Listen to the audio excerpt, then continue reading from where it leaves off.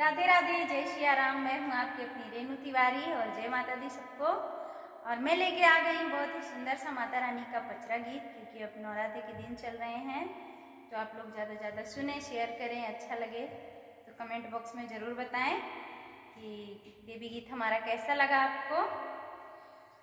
आ गई ले डोलिया का हार माई के, अगले डोलिया का हार माई के, कारू कारू रे मालिनिया सिंगार माई के, कारू कारू रे मालिनिया सिंगार माई के, टिकवा पहना द माई के, हारवा पहनाए द, टिकवा पहनाए द माई के, हारवा पहनाए द, बिंदिया लगाई द लीलार माई के, बिंदिया लगाई द लीलार माई के, कारू कारू रे मालिनिया सिंगार माई के, कारू कारू रे मालिनिया सिंगार माई के।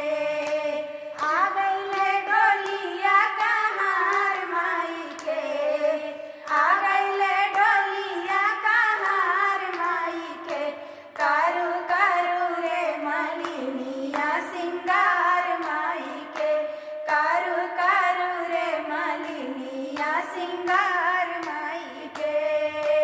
चूड़िया पहना द माई के, कंगना पहनाई द, चूड़िया पहना द माई के, कंगना पहनाई द, मेहंदी लगा चटकार माई के, मेहंदी लगाई द चटकार माई के, कारू कारू रे मालिनिया सिंगार माई के, कारू कारू रे मालिनिया सिंगार माई के।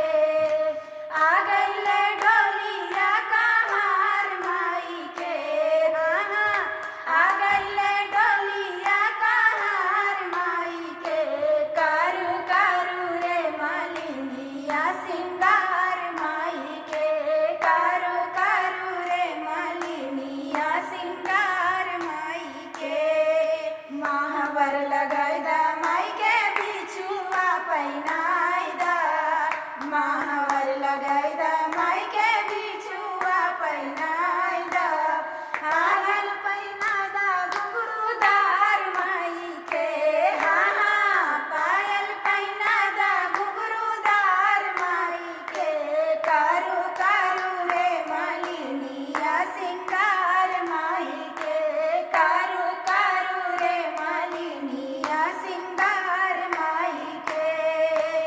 आ गईले डोलिया का हार माई के, आ गईले डोलिया का हार माई के, कारू कारू रे मालिनिया सिंगार माई के, कारू कारू रे मालिनिया सिंगार माई के।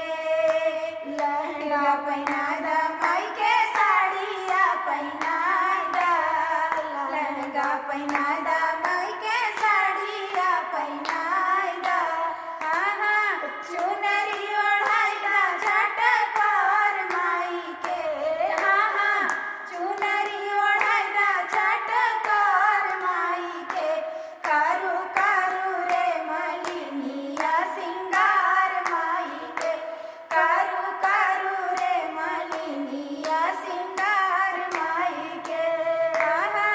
आ गईले डोलिया का हार माई के, आ गईले डोलिया का हार माई के, कारू कारू रे मालिनिया सिंगार माई के, कारू कारू रे मालिनिया सिंगार माई के। जय माता दी सबको। और आप लोग कमेंट करके जरूर बताइएगा कि हमारी दोनों बहनें का गाना कैसा लगा।